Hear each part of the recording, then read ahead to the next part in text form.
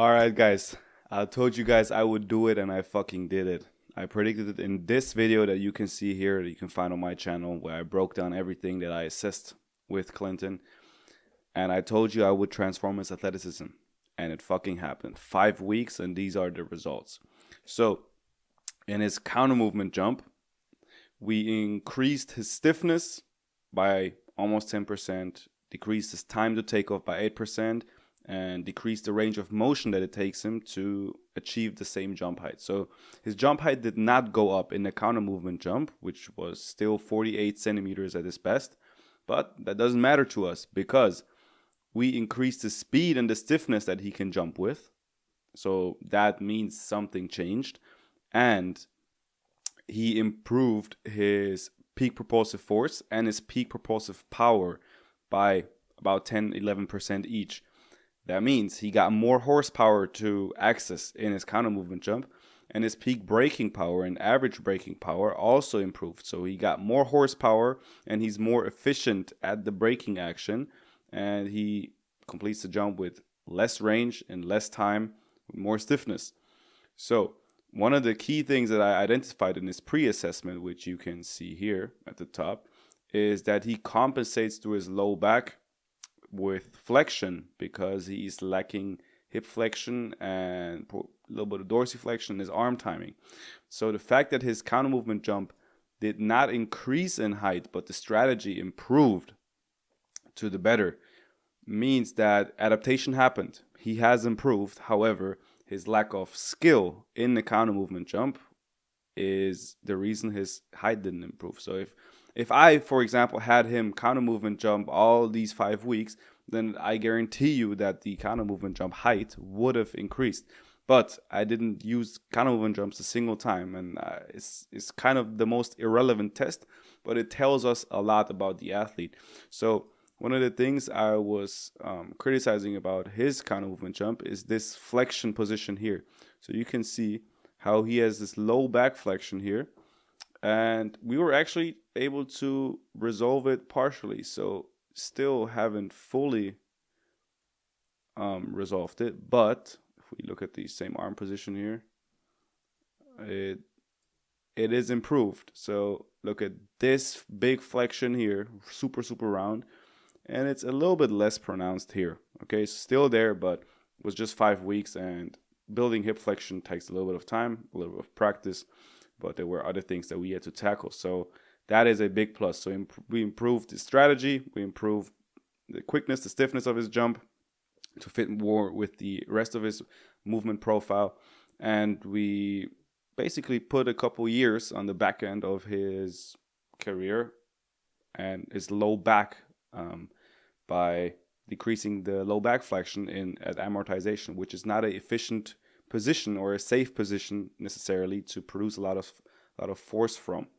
Now, repeat pogos, which is probably the most important assessment for me when I assess team sport athletes. So if we look at the videos before and after, so first thing I noticed was he was really quick off the ground, really stiff. However, his jump height just wasn't there. Okay, so now you can see he's really producing force. He's getting off the ground quite nicely, but it's still not where we absolutely ultimately need it to be. But we did improve his peak jump height by 3 centimeters and his average jump height by 6 centimeters, which is huge. So before, his peak jump height was 46 centimeters and the average jump height on the 10 jumps was 41. Now the peak is 49 and the average is 47. So now the difference between average and peak jump height was reduced from 5 centimeters to only 2 centimeters, which is really good. That means he got more skilled at producing continuous outputs, and he just feels more safe doing that. So now would be the time for us to introduce more single effort ceiling raising interventions like drop jumps and actual depth jumps, or ballistic work for that matter. So what did happen though, his contact time went up a little bit. So from 0.18 to 0.21, which is absolutely fine because Most athletes in my database are around this 0.20, 0.21, 0.22, some were even 0.23 seconds on the ground. And he was just super, super, super quick, but with 0.18 in repeat pogos. So what I am thinking, and you're going to see it in the other test as well, is his system just didn't know how to produce a big impulse. All he knew was get off the ground quickly, and when you are on the ground, put force quickly into the ground to get off the ground again. He didn't know how to produce height. So repeat pogos improved, which is in a good manner for the 5 weeks. Then his drop jump. Drop jump increased by 12 centimeters and his peak propulsive power by 15%. So drop jump height before that, you can see it here, it was really not good at all. So that's a pretty small drop from just 35 centimeters. And now he's really getting off the ground. So from 35 to 47 centimeters, it's a huge improvement. 12 centimeters is a lot, which I'm really proud of. We improved his peak propulsive power by 15%. You can see that here. And his braking metric, so his braking RFD, average braking RFD, went down. But this is kind of a metric that you need to look at with some context, because before that, so we identified, because he had a psychological issue where he had gotten injured in a header duel. So when football people, two defenders or two players jump up to get the header ball, and he got pushed in the air, landed on his side on his hip, and got injured, and also sprained his ankle doing that. So he wasn't comfortable falling from heights and producing a jump or continuing to run or whatever. So his brain used all of his resources to brake. Like, he was more concerned with braking the jump and decelerating his momentum rather than producing a output to jump. So that's why his eccentric metrics were crazy high and his jump height was really low in the first assessment. So yeah, contact time did increase a little bit, but that is also fine. In my drop jump assessments, I accept drop jumps that go up to 0.24 seconds, because that produces mostly the best height. So ideally, I want to see it around 0.20, 0.21, which he is at right now. But before that, he was at 0.17, which is super, super quick. Very, very few people have that. And it is hard to produce a lot of height with 0.17. But now he knows how to produce height. So his drop jump increased, and now we get into this depth jump, the craziest improvement, which was 14 centimeters improvement. But he had an increase of 0.08 seconds in ground contact time, which is still great because his depth jump contact time before was the contact time that people have in drop jumps. Most people in depth jumps are around 0.3, 0.35, 0.4 seconds even. He was about at 0.21, which is the drop jump of a regular person. So obviously he didn't know how to produce an impulse in a depth jump scenario, but now he does, and his jump height increased accordingly. So same shit here. His braking RFD went down, which is fine because he was just worried. He just was worried about breaking the momentum, and he didn't know how to produce an impulse. But his propulsive net impulse, so because obviously the time that he applies force to the ground for went up, his net impulse that he produces propulsively in a positive manner, so to push him up and get off the ground, increased by 15%. So this is what we were able to do with him. So in total, to sum it up, plus 10% in stiffness, minus 8% in time of takeoff, minus 5 centimeters in range of motion required to achieve the same jump height, the countermovement jump. Great. Repeat pogos, plus 3 centimeters, peak jump height, plus 6, average jump height, great. Drop jump, plus 12 centimeters, great. Depth jump, plus 14 centimeters, absolutely great. So this is very important for me to mention, that we didn't use any of the movements except for pogos as training. So obviously you can fake force plate metrics, you can fake force plate pre and post assessments by just using the tests as the training intervention for a certain period of time, and then guaranteed someone is going to improve. But I didn't do that. I will show you the exercises that we use later. And what I also want to mention is that it is very important for the reactive, the impact initiated tests to improve the most. If your counter movement jump improves the most, then you did something wrong in your training, in my opinion. Obviously, there are certain scenarios where you want the counter movement jump to go up and stuff like that. However, generally speaking, you want the reactive movements to improve, and the counter movement jump, if it improves, great. If it doesn't improve or even gets worse, while the other reactive ones, the pogo, the drop jump, and the depth jump improve, then you also take it. That's also a great thing. But if your reactive assessments, your pogos, your drop jump, and your depth jump, if those decrease, if they get worse and your counter movement jump gets better, then you fucked up as a trainer. If you're training a team sport or reactive or like some speed or power athlete. So that was the quantitative part of my assessment. My personal qualitative part, when I looked at him with my bare eyes and just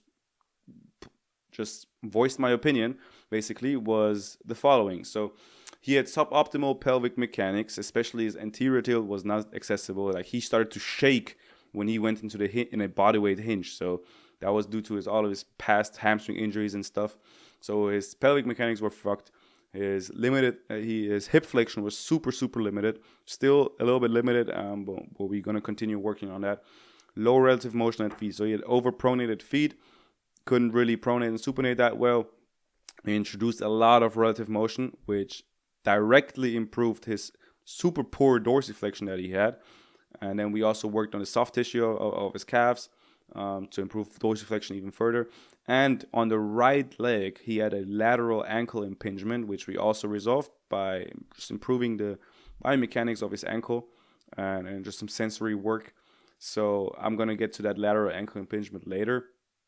And it was really evident to see with my eyes that he had an energy leak at his right ankle.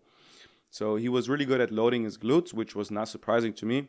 But he was poor at extending out of a hinge, for example, using his glute. Obviously, like we talked about, it compensates with low back on counter movement jump, like we talked about here with the rounding. And that was due to a lack of dorsiflexion, hip flexion, and arm timing. So I believe, he has really long arms and his arms are just late. So he also needs to learn how to use his arms in a little bit more efficient manner for the length of his wingspan. And finally, in terms of like strength, he had not strong, but like kind of weak plantar flexors. So his calves needed strength, still need strength. We weren't able to get his calf strength to where he needs it in those 5 weeks. Super inhibited, super fucked up hamstrings, but that we got sorted. That was a big focus for us. And he had decent quad strength, which you could tell due to his contact times before. So here's what we did now. These are the exercises. So another disclaimer. Our focus was speed work. Like he's a football player, soccer player. He's a center back. Our focus was speed work. The most of our volume went into speed work. He had 2 standalone speed days per week. So we got all these jumping improvements while focusing on speed, and that is a really impressive part about this whole transformation. So in terms of speed work, big focus was just high quality. Yeah, nice. High quality sprints, linear competition. Even at night we went out to sprint. We did everything to get the work in. So high quality linear sprints was the main focus, because in 5 weeks you will not change their running technique. You don't even want to change their running technique a lot. Your focus with people who you have for a very short amount of time is high quality output, so that they can get better, especially with soccer players in a winter break or summer break. High quality outputs. That was our main focus with the speed work. Okay. Apart from that, obviously we did some mechanics work. Obviously we did some biomechanics technique work. So especially his acceleration mechanics and biomechanics, we improved, because He's 6'2", 6'3" tall, and his obviously his weakness and his speed is his first 3-4 steps. Once he gets upright, he gets going really well with his long femurs and long legs. So we did put a lot of work into improving his acceleration mechanics. Did some sled pushes like this, just for him to groove and feel those lower positions, deeper chain angles. We also did some lateral loading mechanics work. This is also some hamstring focused work. So once he turns into the hip, the hamstring has to do something, especially the medial hamstring. Here he was turning out his foot, his knee, so he was not getting the internal rotation on the left hip when he steps into it.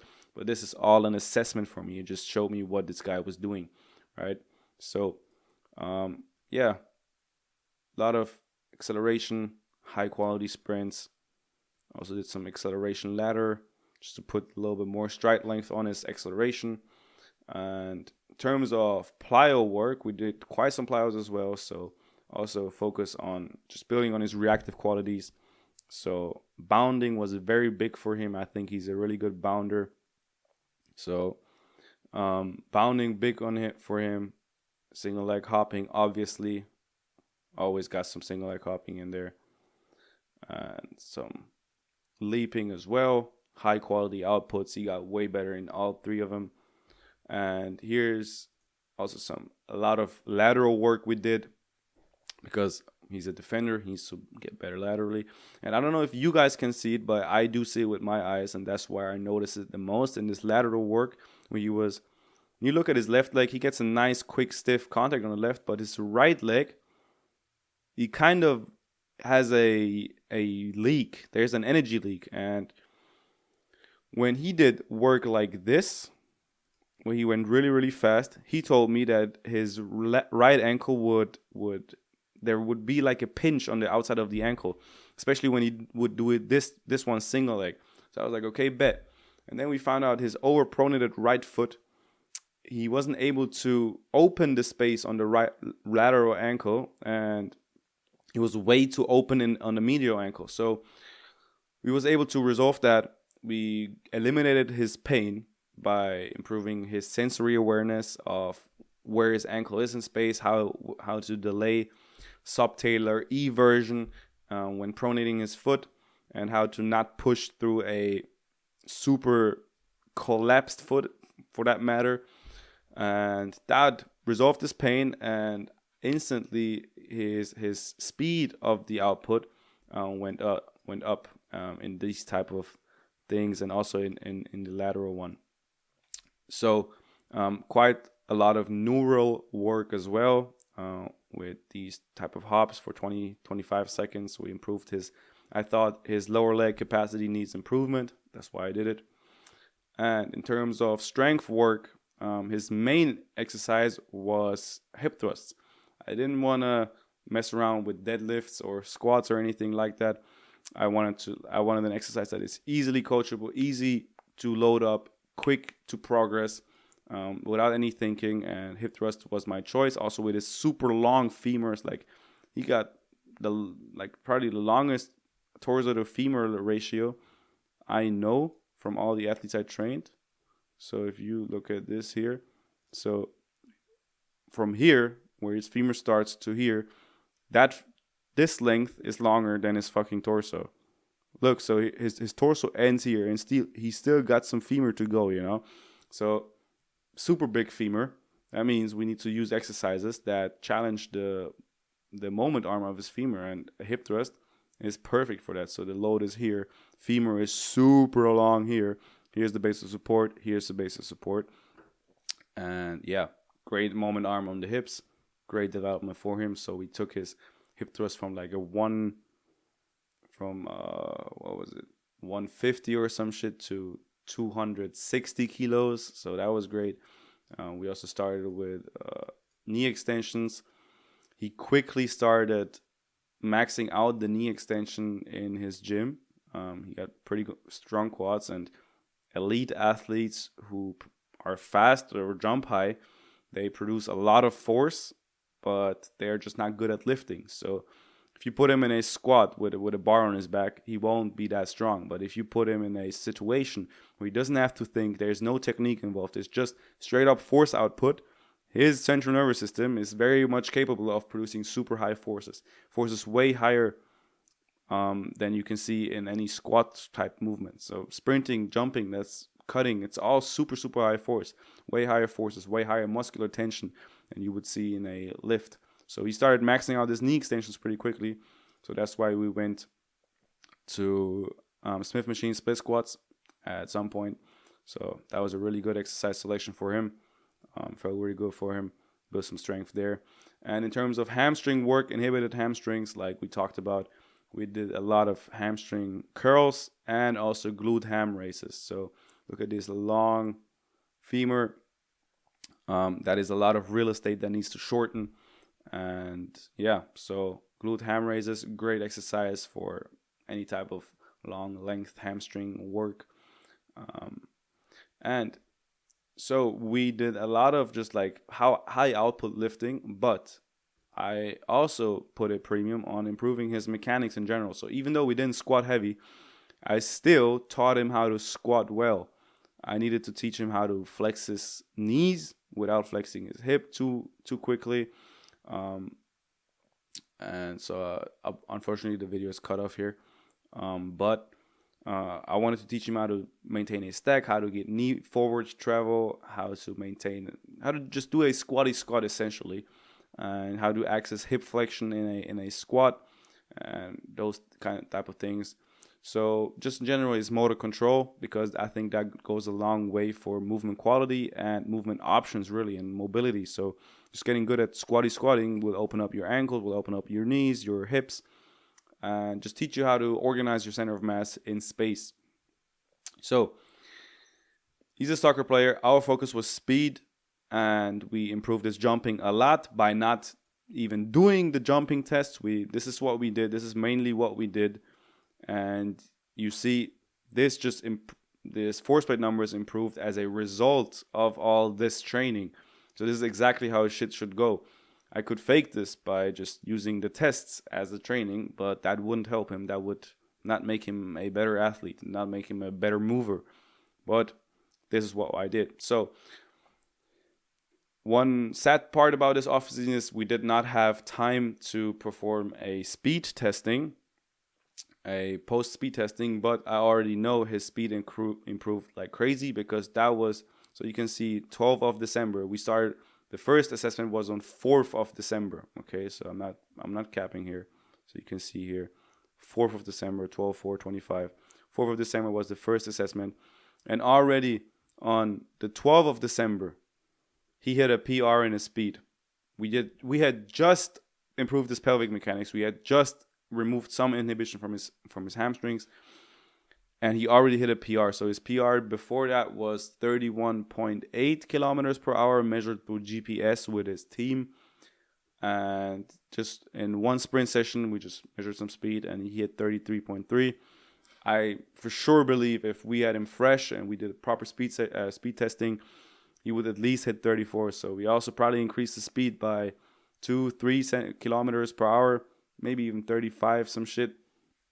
And yeah, so was a great offseason.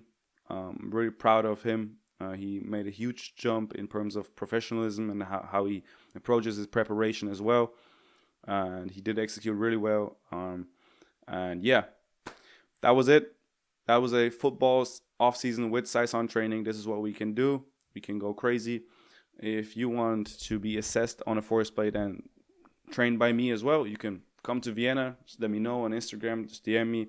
And if you're a trainer and you want to learn how I do this, how I think about the training process, how I make my training decisions, how I program for people, and how I know which exercises to use, what to use, with who to use, how to individualize the training to the body type, I have a course. It's the first link in my bio, in the caption of the video. And I also have a delayed knee extension course. A lot of the principles that you can see here, and here from my delayed knee extension course. So if you want to learn the full Saison training, formula, then I recommend checking out my Ultimate Coaching Bundle, where you can get both of my courses for a nice little discount, because you get them in a bundle. And yeah, so thank you for watching, and keep building.